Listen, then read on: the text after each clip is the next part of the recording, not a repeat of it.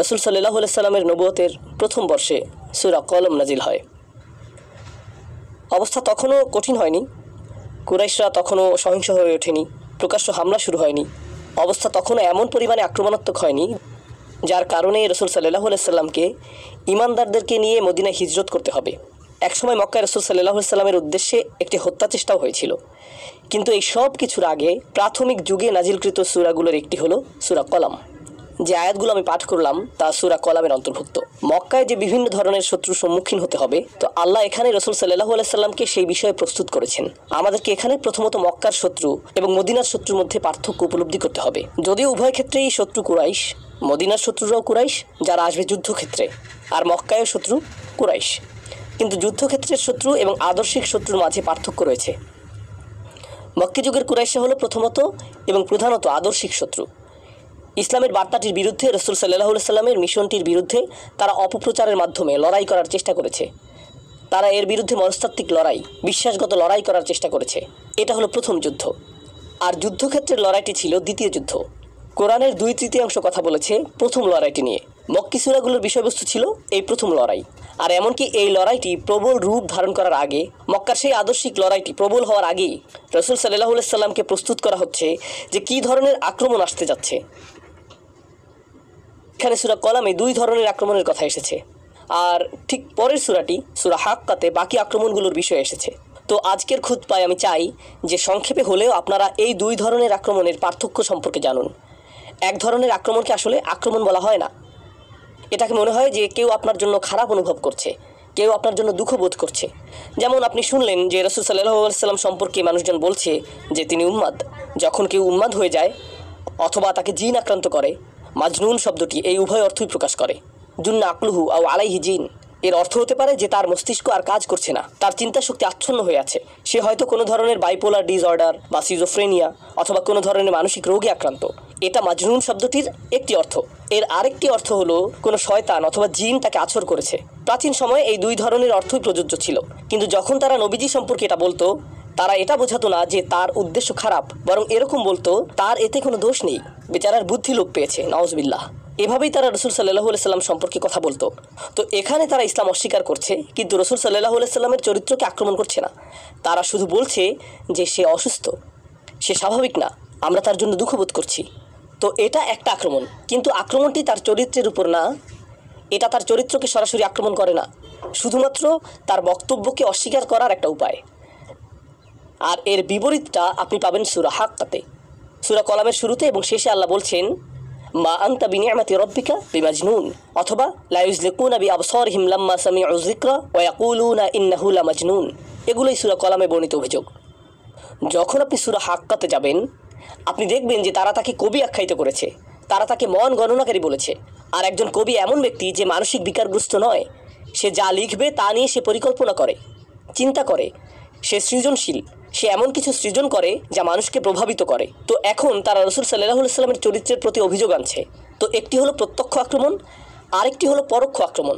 আর আসলে প্রত্যক্ষ আক্রমণটির মোকাবেলা করা অধিকতর সহজ। কমপক্ষে আপনি আপনার শত্রুকে চিনেন, সে আপনার চোখের সামনে, সে আপনাকে মিথ্যাবাদী অথবা এটা সেটা বলছে, কিন্তু পরোক্ষ আক্রমণটি আপনার উদ্দেশ্যে করা হয় না। তারা যদি রাসূল সাল্লাল্লাহু আলাইহি সাল্লামকে মানসিক বিকারগ্রস্ত বলে, রাসূলকে শোনানো এর উদ্দেশ্য না। তারা তার চারপাশের মানুষদের বলতে চাইছে যে তিনি মানসিক বিকারগ্রস্ত, অতএব তারা যাতে তাকে গুরুত্ব না দেয়। কারণ তারা যদি রাসূল সাল্লাল্লাহু আলাইহি সাল্লামের চারপাশের মানুষদের কাছে এসে বলে যে সে একজন মিথ্যুক, সে একজন কবি, সে মন গণনাকারী, তার ভিন্ন পরিকল্পনা রয়েছে, তো তখন তারা বলবে যে আমরা তাকে সারা জীবন ধরে চিনি, তিনি একজন সৎ মানুষ, তোমরাই বরং মিথ্যাবাদী। তো এটা কাজে দিবে না। তাই তাদেরকে এমন একটা কৌশল নিয়ে আসতে হবে যা রাসূল সাল্লাল্লাহু আলাইহি সাল্লামকে জনবিচ্ছিন্ন করে দিবে। আর এটাই সেই জনবিচ্ছিন্নকারী কৌশল যা তারা উদ্ভাবন করেছিল। এসো এটা ছড়িয়ে দেই যে জিন তার উপর আছর করেছে। কিন্তু আপনি যদি মনোযোগ দিয়ে রাসূল সাল্লাল্লাহু আলাইহি সাল্লামের বক্তব্য শুনেন, কোরআন যা বলেছে তা নিয়ে আপনি যদি 1 মিনিটও চিন্তা করেন, আপনি তাৎক্ষণিক উপলব্ধি করবেন যে এটা কোনো জিনের কথা নয়। প্রকৃতপক্ষে এটা এতটাই শক্তিশালী যে জিনও জানে এটা কোনো জিনের বাণী নয়। এমনকি জিনেরা শুনেও বলেছে ইন্না সামি'না কুরআনান আজাবা, আমরা আশ্চর্যজনক এক কোরআন শ্রবণ করেছি। তাই এই অভিযোগ কাজে আসবে না। কিন্তু উন্মুক্ত আক্রমণে যাওয়ার আগে দ্বিতীয় পর্যায়ের একটা গোপন আক্রমণ, আভ্যন্তরীণ আক্রমণ এসেছে, আর এই সূরাটি সেটাই প্রকাশ করেছে। দ্বিতীয় পর্যায়ের আক্রমণটি হলো, আপনি হয়তো আবুল আহাবের মতো ইসলামের দুশ্মনের কথা শুনেছেন, সে রসুল সাল্লাল্লাহু আলাইহি সাল্লামকে ঘৃণা করেছিল, যদিও সে ছিল তার নিকটাত্মীয়। যখন তার সন্তান মারা যান সে তখন উল্লাস করেছিল, সে অভিশাপ দিত। তার বিরুদ্ধে আক্রমণে সে ছিল জঘন্য এবং কুরুচিপূর্ণ। অন্য আরেক ধরনের শত্রু ছিল আবু জাহেল, কিন্তু সে ছিল আবু লাহাবের তুলনায় বেশ ভিন্ন ধরনের। সে বেশ ভিন্ন। আবু জাহেল নোংরা ভাষার ব্যবহার করতো না। প্রকৃতপক্ষে আবু জাহেল বলেছিল, ইসলামের বিরোধিতা আমাদের এজন্য করা উচিত যে এটাই আমাদের দেশের জন্য অথবা তখনকার প্রেক্ষাপটে আমাদের গোত্রের জন্য উত্তম। তার গোত্রের জন্য যা উত্তম তাই সে চেয়েছে। আর সে ভেবেছে যে নতুন এই ধর্ম এবং নতুন এই বার্তা হলো বর্তমান সমাজ ব্যবস্থার জন্য একটা হুমকি, আর আমাদের যা রয়েছে ইতিমধ্যেই তা সর্বোত্তম। তো আমাদের এর বিরোধিতা করতে হবে জাতীয় স্বার্থে। প্রকৃতপক্ষে সে তার নীতিতে এতটাই আপোষহীন এবং অকপট ছিল যে এক পর্যায়ে রসুল সাল্লাল্লাহু আলাইহি সাল্লাম ওমর অথবা আমরের মধ্যে একজনকে ইসলামের জন্য কবুলের দোয়া করেছিলেন। আমর হলো আবু জাহেল, আর আল্লাহ ওমর রাদিয়াল্লাহু তাআলা আনহুর দ্বারা সেই দোয়া কবুল করেছিলেন। কারণ এমনকি রসুল সাল্লাল্লাহু আলাইহি সাল্লামও আবু জাহেলের ব্যক্তিত্বের মাঝে শক্তিশালী কিছু গুণাবলী দেখতে পেয়েছিলেন। এমনকি এই দৃষ্টিকোণ থেকেও যে যদি সে শত্রু হয়, কমপক্ষে সে তো গোপনে শত্রুতা করছে না, সে নানান ধরনের অভিযোগ নিয়ে লুকোচুরি খেলছে না। না, আমি ইসলামের বিরোধিতা করি, এই হলো আমার কারণ। আমরা এটা বলছি না যে তার কারণটি ভুল অথবা সঠিক, কিন্তু কমপক্ষে সে তার নিজের সাথে সৎ। তার ভিতরে যা রয়েছে বাইরেও তা প্রদর্শন করেছে। তার কুফুরিতে সে অকপট। এই শত্রুর মাঝেও এক ধরনের সততা রয়েছে। সে ছিল ব্যক্তিত্ব সম্পন্ন শত্রু। কিন্তু এরপর আরেক ধরনের শত্রু রয়েছে। প্রসঙ্গক্রমে আবু জাহেল সম্পর্কে আরেকটা বিষয় হলো, এমনকি আল্লাহ কোরআনে সর্বপ্রথম নাজিলকৃত সূরা অর্থাৎ সূরা আলাকে উল্লেখ করেছেন, আরাআইতা ইন কানা আলাল হুদা আও আমারা বিত্তাকওয়া। আপনি কি ভেবে দেখেছেন যে যদি সেই ব্যক্তি, এখানে আবু জাহেলের প্রতি ইঙ্গিত করা হয়েছে। আবু জাহেল সম্পর্কে আল্লাহ বলছেন, আপনি কি লক্ষ্য করেননি যে সে যদি সঠিক হিদায়াতের পথে চলতো এবং তাকওয়ার নির্দেশ দিত? অর্থাৎ এমনকি আল্লাহও আবু জাহেলের মাঝে সম্ভাবনা লক্ষ্য করেছিলেন, এমনকি আল্লাহও তা লক্ষ্য করেছিলেন। তাই স্পষ্টতই নবীজিও তা লক্ষ্য করেছেন। কিন্তু তৃতীয় এক ধরনের শত্রু রয়েছে, আর এরাই সবচেয়ে ভয়ঙ্কর ধরনের শত্রু। তো আবু লাহাবের মতো শত্রু রয়েছে, আবু জাহেলের মতো শত্রু রয়েছে, আর এরা হলো আদর্শগত শত্রু। কিন্তু তৃতীয় ধরনের শত্রু হলো সবচেয়ে ভয়ঙ্কর শত্রু। কিভাবে আমরা জানতে পারি যে এরাই সবচেয়ে ভয়ঙ্কর শত্রু? এরা হলো উতবা ইবনে রাবিয়া অথবা ওয়ালিদ ইবনে মুগিরার মতো শত্রু। এই নামগুলো আপনাদের জন্য গুরুত্বপূর্ণ না, কিন্তু তাদের বৈশিষ্ট্যগুলো জেনে রাখা গুরুত্বপূর্ণ। তারা কেন এত ভয়ঙ্কর? কারণ একেবারে প্রথম দিকে রহিতে, প্রাথমিক সময়ে রহিতে আল্লাহ নবীজিকে এই তৃতীয় ধরনের শত্রুর ব্যাপারে সতর্ক করেছেন। এই লোকদের ব্যাপারে সতর্ক থাকবেন। কেন? কারণ তারা আপনার কাছে বন্ধু হিসেবে আসবে, আপনার কাছে শত্রু হিসেবে আসবে না।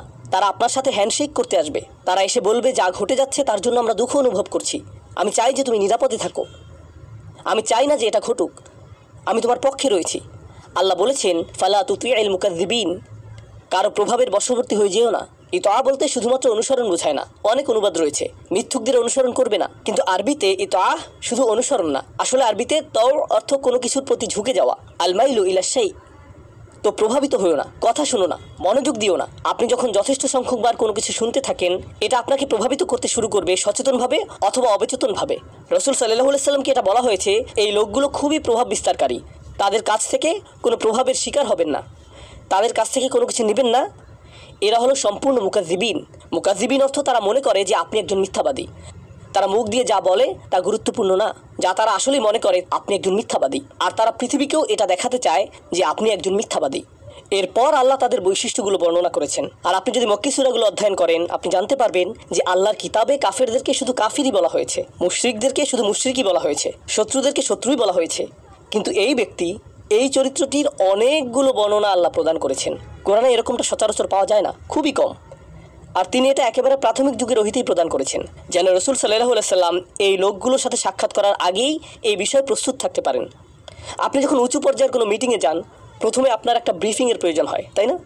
আপনি যদি কোনো আপোষ মীমাংসার জন্য যান, সেক্ষেত্রে প্রথমে আপনার একটা ব্রিফিংয়ের প্রয়োজন হয়। উদাহরণস্বরূপ, এখনকার সময়ে জাতিসংঘে অথবা কোনো যুদ্ধের আপোষ মীমাংসার ক্ষেত্রে আপনি প্রবেশ করার আগে আপনার টিম আপনাকে তথ্য প্রদান করবে যে এই মিটিংয়ে আপনার প্রতিপক্ষ কে রয়েছে। তারা সেই ব্যক্তির পূর্ব ইতিহাস প্রদান করবে, তার মনস্তত্ত্ব সম্পর্কে জানাবে, তারা আপনাকে বলবে যে কথা দিয়ে কিভাবে তাকে পরাস্ত করতে হবে, ইত্যাদি ইত্যাদি। আপনি যদি সচেতন রাজনীতিবিদ হন অথবা সচেতন আমলা হন অথবা সচেতন ব্যবসায়ী হলেও, সেই কথোপকথনে প্রবেশের আগে আপনি যথাযথ প্রস্তুতি গ্রহণ করবেন। আদালতে প্রবেশের আগে আইনজীবীরাও একই কাজ করে থাকেন। খেলার ক্ষেত্রে দলগুলো এটা করে থাকে, তাই না? তারা আগের খেলাগুলো পুনরায় দেখেন এবং প্রতিপক্ষের দুর্বলতাগুলো চিহ্নিত করেন। কোরআনের ক্ষেত্রে রসুল সাল্লাল্লাহু আলাইহি সাল্লামের জন্য সেরকম গোপনীয় কোনো কৌশল প্রদান করা হয়নি, বরং আল্লাহ প্রকাশ্যে ঘোষণা করেছেন যে এই ধরনের মানুষের মুখোমুখি আপনাকে হতে হবে। তো আলোচনার বাকি সময়ে আমি আপনাদের কাছে এই বৈশিষ্ট্যগুলো উল্লেখ করব, আর আমি চাই আপনারা উপলব্ধি করুন। আমি মনে করি আল্লাবিবু মিনাল ইশারাতি ইয়াফহামু, জ্ঞানী ব্যক্তির জন্য ইশারাই যথেষ্ট। আপনি নিজেই বুঝে নেবেন যে আমি কিসের উল্লেখ করেছি এবং কার কথা উল্লেখ করেছি আর কেন এটা এই সময়ে আমাদের জন্য প্রাসঙ্গিক। আল্লাহ বলেছেন ফালা তুতিউল মুকাদ্দিবিন, প্রথমত ওয়াদ্দু লাউ তুদহিনু ফায়ুদহিনুন, তারা আসলেই আশা করে যে আপনি কিছুটা ছাড় দিবেন যাতে তারাও কিছুটা ছাড় দিতে পারে। তারা বলবে, দেখো আমরা জানি যে তোমাদের সাথে আমরা বেশ আক্রমণাত্মক হয়ে যাচ্ছি, কিন্তু আমরা চাই না এটা, তোমরাই আমাদেরকে এটা করতে বাধ্য করেছো। তোমরা যদি আমাদের সাথে কিছুটা কাজ করো, তোমরা যদি কিছুটা আপোষ মীমাংসা করো, তাহলে আমরা একটা উপায় বের করব। তো তাদের প্রথম কৌশল হলো এটা বলা যে তোমরাই তো ছাড় দিচ্ছ না, যা আমাদেরকে তোমাদের বিরুদ্ধে সহিংস হতে বাধ্য করছে। আমরা সমস্যা না, বরং তোমরাই হলে মূল সমস্যা, কারণ তোমরা তোমাদের অবস্থানে এত অনমনীয়, এত অনড়। তোমরা তো আমাদের সাথে একত্রে কাজ করছো না, আমার সাথে একসাথে কাজ করো, আমাদেরকে কিছুটা দেখাও। আর রাসূল সাল্লাল্লাহু আলাইহি সাল্লামের সময়ে তারা বলেছিল, তুমি কি আরেকটা সূরা আনতে পারো? আগের সূরাটি বেশ অপমানজনক। দেখো, আগের সূরাটির কারণে আমরা বেশ খারাপ বোধ করছি, বিশেষত আমাদের নেতারা। পরের সূরাতে আমাদের নেতাদের প্রশংসা করে কিছু কি বলতে পারবে? শুধু এটুকু বলবে যে তুমি তোমার পূর্ববর্তীদেরকেও ভালোবাসো, অথবা আমাদের সকলের উচিত নেতাদেরকেও সম্মান করা। ভালো কিছু কথা। আর আমরা এই আগ্রাসী গুন্ডাদের বলে দিব তারা যাতে তোমাদেরকে আর পথে ঘাটে আক্রমণ না করে। আমরা একত্রে একটা সমাধানে আসতে পারি। আমরা তোমাদেরকে চিনি, আমরা তোমাদেরকে পছন্দ করি, আমরা তোমাদেরকে এভাবে আক্রান্ত হতে দেখতে পারছি না। তো ওয়াদ্দু লাউ তুদহিনু ফায়ুদহিনুন ওয়ালা তুতি' কুল্লা হাল্লাফ, এমন কারো প্রভাবের বশবর্তী হয়েও না যে প্রতিশ্রুতির উপর প্রতিশ্রুতি আর উপর প্রতিশ্রুতি দিতেই থাকে। হাল্লাফ অর্থ এমন কেউ যে অনেক বেশি শপথ করে। লক্ষ্য করুন, আপনি যদি সৎ মানুষ হন তাহলে আপনি যেভাবে ব্যবসা করেন, আপনার ব্যবহার মানুষের সাথে যেমন, আর যেভাবে আপনি মানুষের সাথে কথা বলেন, সেটাই আপনার সততা প্রকাশের জন্য যথেষ্ট। আপনাকে আলাদাভাবে গিয়ে কাউকে রাজি করাতে হবে না।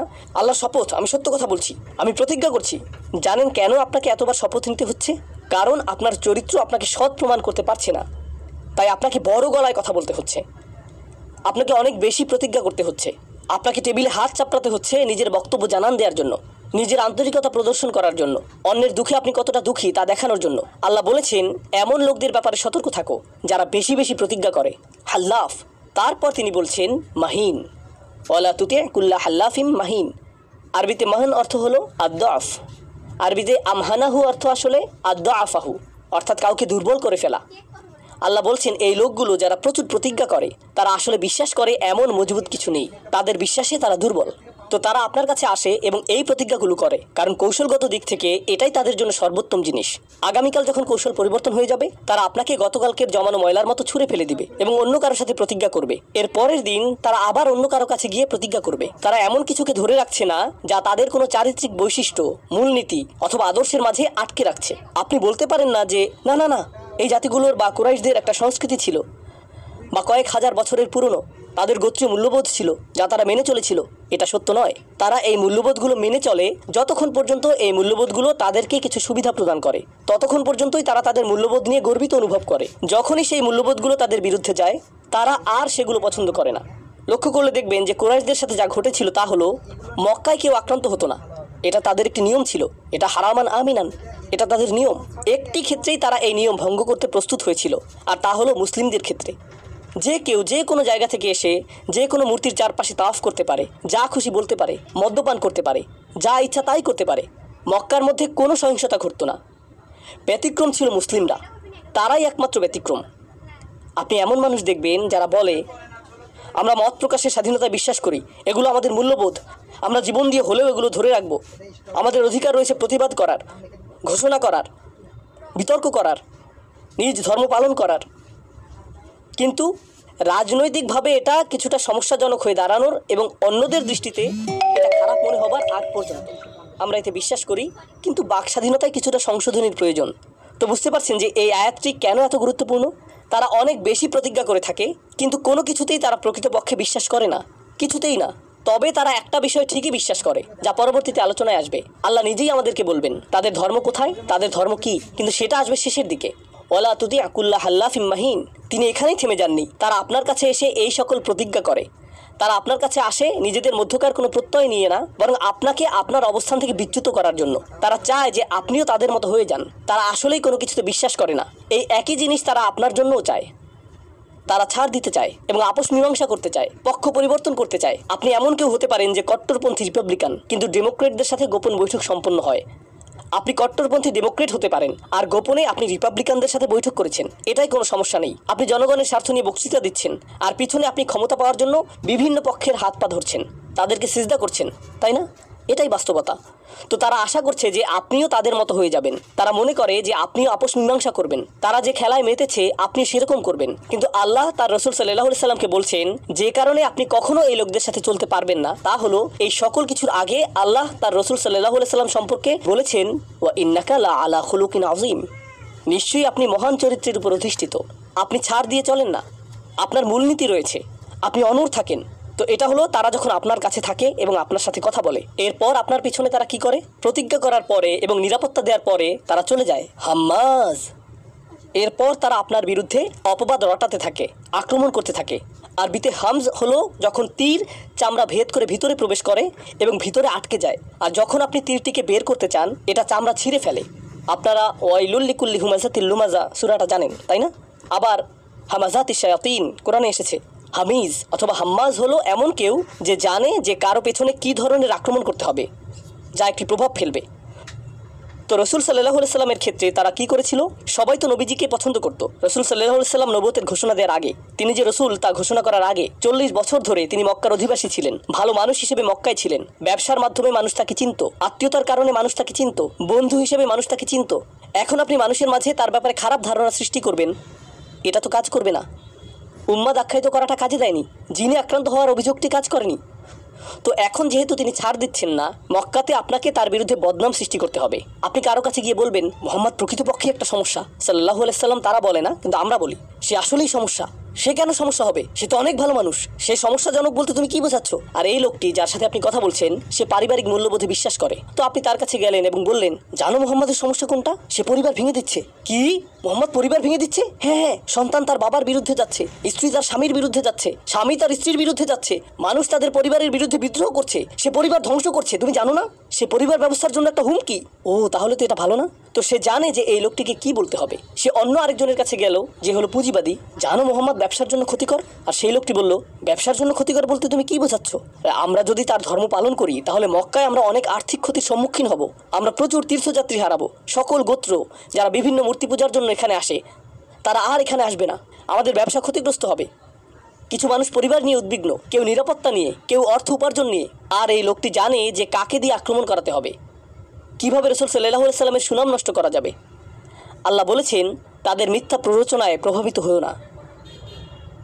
ফালা তুতি কুল্লা হাম্মাজ মাশাইম বিনামিম। তারা হেঁটে বেড়ায়, তারা বিভিন্ন আসরে ঘুরে বেড়ায় এবং তারা নামিমাহ করে বেড়ায়। আরবিতে নামিম শব্দটি এসেছে নাম অথবা নিম্মাহ থেকে। আরবিতে নিম্মাহ হলো খুবই হালকা বাতাস। আপনি যদি একটি মাঠের পাশ দিয়ে হেঁটে যান যার মধ্যে ফুল রয়েছে আর আপনি খুব সামান্য ফুলের ঘ্রাণ পান, এটাকে আরবিতে নিম্মাহ বলা হয়। আর এমন কিছু যা খুবই নাজুক, এটাকেও বলা হয় নাম্মাহ। এই জন্য একটি হাদিসে রাসূল সাল্লাল্লাহু আলাইহি সাল্লাম বলেছেন, লা তুমাসসিলু নাম্মাতাল্লাহ। পশু পাখিদের সম্পর্কে বলতে গিয়ে নবীজি বলেছেন, আল্লাহর নাম্মাহকে শাস্তি দিয়ে দৃষ্টান্ত স্থাপন করো না, অর্থাৎ পশু পাখিরা নাজুক। তো এখানে নামিম বলতে বোঝায় সে ঘুরে বেড়ায় আর সূক্ষ্ম কিছু জিনিস ছড়িয়ে বেড়ায় যা উত্তেজনার সৃষ্টি করে। আপনার এমন বন্ধু থাকতে পারে অথবা কর্মস্থলে এমন মানুষ থাকতে পারে যারা সমস্যা সরাসরি সৃষ্টি করে না, তারা শুধু একটি বাক্য ছুড়ে দেয় এবং এরপর আগুন জ্বলে ওঠে, এরপর তারা সে স্থান ত্যাগ করে। এটাই হলো নামিম। আর সে এখানে কিছুটা আগুন জ্বালায়, কিছুটা আগুন ওখানে, আর কিছুটা সেখানে। আমি এই মন্ত্রীর সাথে সাক্ষাৎ করব, আমি সেই রেস্টুরেন্টে গিয়ে অমুক রাজনীতিবিদের জন্য অপেক্ষা করব। ও আপনি এখানে কি করছেন? আপনার সাথে সাক্ষাৎ হয়ে ভালো লাগলো। সে কিন্তু এতটা সময় ধরে অপেক্ষা করেছিল শুধু একটি বাক্য প্রয়োগ করার জন্য। অন্য কেউ বিষয়টা খেয়ালও করবে না, যেটা প্রচ্ছন্ন অপপ্রচার। তো একটি হলো হাম্মাজ, উন্মুক্ত আক্রমণ, ঠিক সেই তীরের মতো যা বিদ্ধ করে। আরেকটা হলো মাশাইম বিনামিম, বিভিন্ন পক্ষের মাঝে উত্তেজনা সৃষ্টির জন্য ছোট ছোট বাক্য ছড়িয়ে ঘুরে বেড়ানো। এটা বেশ জঘন্য অপপ্রচারের কৌশল। যে এটা করছে সে তার কাজে বেশ দক্ষ। আর রাসূল সাল্লাল্লাহু আলাইহি সাল্লাম যেহেতু অকপটভাবে তার দাওয়াতি কাজ করছেন, তার অগোচরে এই মানুষগুলোর নেটওয়ার্ক তার কাজকে নস্যাৎ করার চেষ্টায় রত, ফলে তার চিন্তিত হওয়ার কথা। আর আল্লাহ বলছেন, লা তুতি, এটা নিয়ে চিন্তা করবেন না। তারা যে খেলা খেলছে তা আমি আপনাকে বলে দিচ্ছি। ওয়ালা তুতি' কুল্লা হাল্লাফিম মাহিন হাম্মাজিম মাশশাইম বিনামিম। আর তাদের প্রকৃত অবস্থা আল্লাহ জানাচ্ছেন, মান্না'ইল লিল খাইর মু'তাদিন আথিম। তারা বলে বেড়ায় যে আমরা দেশের কল্যাণ কামনা করি, আমরা আমাদের জনগণের নিরাপত্তা নিশ্চিত করব, আমরা জাতীয় স্বার্থ রক্ষা করতে চাই। আল্লাহ বলেছেন এই মানুষগুলোই তারা যারা ভালো যে কোনো কিছুকে বাধাগ্রস্ত করে।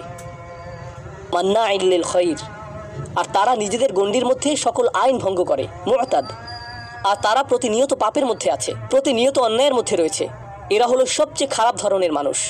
মান্না'ইল লিল খাইর মু'তাদিন আথিম।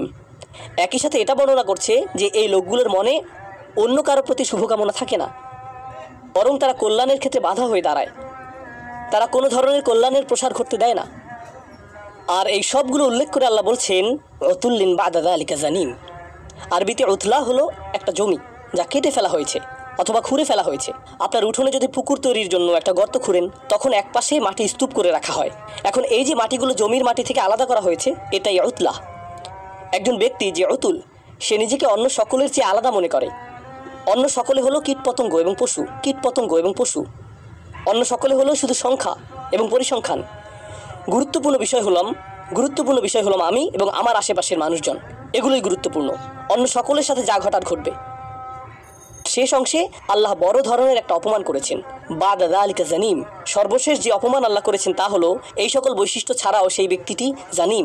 আরবিতে জানাম হলো এমন ব্যক্তি যে দাবি করে যে সে একটি গোত্রের অন্তর্ভুক্ত, কিন্তু প্রকৃতপক্ষে সে সেই গোত্রের অন্তর্ভুক্ত নয়, অথবা সে অবৈধ সন্তান, অর্থাৎ বিবাহ বহির্ভূত সম্পর্ক থেকে যার জন্ম। এরকম ব্যক্তিকে তারা বলতো জানিম। ইদ্দা আন্নাহু মিন কওম লাইসা মিনহুম হাযা হুয়া জানিম। তো সে দাবি করছে যে সে একটি গোত্রের অন্তর্ভুক্ত, কিন্তু সে আসলে তা নয়। আল্লাহ এই শব্দটি ব্যবহার করে এই ব্যক্তিটিকে বর্ণনা করেছেন যার কোনো আনুগত্য নেই, এমনকি তার গোত্রের প্রতিও, এমনকি তার পরিবারের প্রতিও তার নিজে ছাড়া অন্য কারো প্রতি আনুগত্য নেই। সে চূড়ান্তভাবে নোংরা একজন রাজনীতিবিদ, বক্তব্যে খুবই পারদর্শী, অপপ্রচারে খুবই পারদর্শী, কৌশলে সিদ্ধহস্ত, কোনো কল্যাণের প্রসার রোধে প্রতিজ্ঞাবদ্ধ, আর নিজে ছাড়া অন্য সকলের প্রতি আনুগত্যহীন। উতুল্লিন বা'দা যালিকা জানিম। এই সব কিছুর পরেও তার কেন প্রভাব রয়েছে? সে যদি এতই জঘন্য মানুষ হয়ে থাকে, এরকম মানুষের কেন প্রভাব রয়েছে? আন কানা যা মালিন ওয়া বানিন। তার অর্থ এবং লোকবল রয়েছে, এটাই তার আদর্শ, অর্থ সম্পদ। আর আগের দিনে বানিন হলো আপনার লোকবল, তারা হলো আপনার সহযোগী। গোত্রগত বিবেচনায় বানিন হলো আপনার সেনাবাহিনী। যেমন প্রাচীন সময়ে ইয়াকুব আলাইহিস সালামের সন্তানেরা নিজেদেরকে উসবাহ বলে আখ্যায়িত করেছিল, তাই না? নাহনু উসবাহ, কারণ তারা গৃহের সেনাবাহিনী, তারাই গৃহের নিরাপত্তা রক্ষী। আধুনিক সময়ে বানিন অর্থ শুধু এটা না যে আপনার সন্তান সন্ততি রয়েছে। আধুনিক সময়ে বানিন হলো আপনি সামরিক শক্তির অধিকারী, পারমাণবিক শক্তির অধিকারী, ট্যাঙ্কের অধিকারী, আয়রন ডোমের অধিকারী। এগুলো আপনার বানিন। আর আপনার অর্থসংস্থানকারী উৎসও রয়েছে। আনকানা দা মালিন ওয়া বানিন, শক্তির অধিকারী, অর্থের অধিকারী। অর্থ থাকলে সত্য আপনার সাথে থাকবে। এটা আল্লাহর মূল্যায়ন সেই ধরনের মানুষ সম্পর্কে রসুল সাল্লাল্লাহু আলাইহি ওয়াসাল্লামকে যাদের মোকাবেলা করতে হবে। কিন্তু কোরআনের বিচক্ষণতা হলো আল্লাহ বলেননি যে উতবা ইবনে রাবিয়া থেকে সতর্ক থেকো, ওয়ালিদ ইবনে মুগিরা থেকে সতর্ক থাকো। না না না, কুল্লা হাল্লাফিম মাহিন। কুল্লা অর্থ এরকম প্রত্যেক ব্যক্তি থেকে যে এটা করে। আর সূরা কলামের শুরুতে এই বৈশিষ্ট্যগুলোর উল্লেখ করে আল্লাহ গোটা বিশ্বের মুসলিমদেরকে প্রস্তুত করেছেন নোংরা রাজনীতিবিদদের সম্পর্কে এবং তাদের নোংরা কৌশলগুলো সম্পর্কে, যা সামনে এসে তারা তাদের আনুগত্য প্রদর্শন করে। তাদের কোনো ধর্ম নেই, একমাত্র অর্থ এবং ক্ষমতা ছাড়া। এছাড়া কোনো ধর্ম নেই। সেই প্রভাবের বশবর্তী হবেন না, নিজেদের অবস্থানে মজবুত থাকুন। এই বার্তাটি সূরার শুরুতে আল্লাহ রসুল সাল্লাল্লাহু আলাইহি সাল্লাম সম্পর্কে প্রদান করেছেন। শেষ একটি বিষয় আপনাদের বলবো যা অবাক করার মতো। কোরআন তখনও মক্কায় ছড়িয়ে পড়েনি। রসুল সাল্লাল্লাহু আলাইহি সাল্লামের উপর নাজিলকৃত প্রথম 5টি ওহীর একটি সম্ভবত সূরা কলাম। এটি একেবারে শুরুর দিকের প্রাথমিক ওহীগুলোর একটি। এটা থেকে মনে হয় যে তিনি ইতিমধ্যেই আদর্শিক লড়াইয়ে জড়িয়ে পড়েছেন, কিন্তু না। এখানে রসুল সাল্লাল্লাহু আলাইহি সাল্লামকে প্রস্তুত করা হচ্ছে, আর এখানে শত্রুদেরকেও জানান দেওয়া হচ্ছে যে তোমরা মনে করেছো যে তোমরা যা করো তা ঘরের ভিতরেই আবদ্ধ থাকবে, আর এই সম্পর্কে আল্লাহ কিছু জানেন না। আল্লাহ জানেন এবং তিনি তার রসুলকেও জানিয়ে দিয়েছেন আল্লাহর কাছে গোপন কিছুই নেই, তোমরা প্রকাশিত হয়ে গিয়েছো। এই লোকগুলো সর্বোচ্চ চেষ্টা করে তাদের কৃতকর্ম গোপন রাখার জন্য। এজন্যই তারা হেল্প করতে থাকে, বারবার প্রতিজ্ঞা করতে থাকে। তাদের গোটা প্রচারণার উদ্দেশ্যই হলো তাদের কৃতকর্ম গোপন রাখা, নিজেদের হাতকে সরাসরি রক্তে রঞ্জিত না করা, জঘন্য কাজগুলো অন্য কাউকে দিয়ে করিয়ে নেয়া। এই জন্যই তারা নামিমাহ করে বেড়ায়। আর আল্লাহ কি করলেন? আল্লাহ তাদের প্রতি আঙ্গুলি নির্দেশ করে দেখিয়ে দিলেন। তিনি সকল আবরণ, সকল অপপ্রচার, সকল ধূম্রজাল দূর করে দিলেন, যার পেছনে তারা লুকিয়ে থাকতো। এটাই আল্লাহর কিতাবের শক্তিমাত্রা, যে এটা শয়তান এবং শয়তানের বাহিনীর কৌশলকে এমনভাবে প্রকাশিত করে দেয় যা শুধু আল্লাহর পক্ষেই সম্ভব। আল্লাহ আমাদেরকে সত্যের পথে দৃঢ় থাকার সামর্থ্য দান করুন, আমাদেরকে ব্যক্তিগতভাবে এবং উম্মাহ হিসেবে রক্ষা করুন, যাতে আমরা কখনোই এখানে বর্ণিত মানুষগুলোর চক্রান্তর জালে আটকা না পড়ি। বারাকাল্লাহু লি ওয়া লাকুম ফিল কুরআনিল হাকিম ওয়া নাফা'নি ওয়া ইয়্যাকুম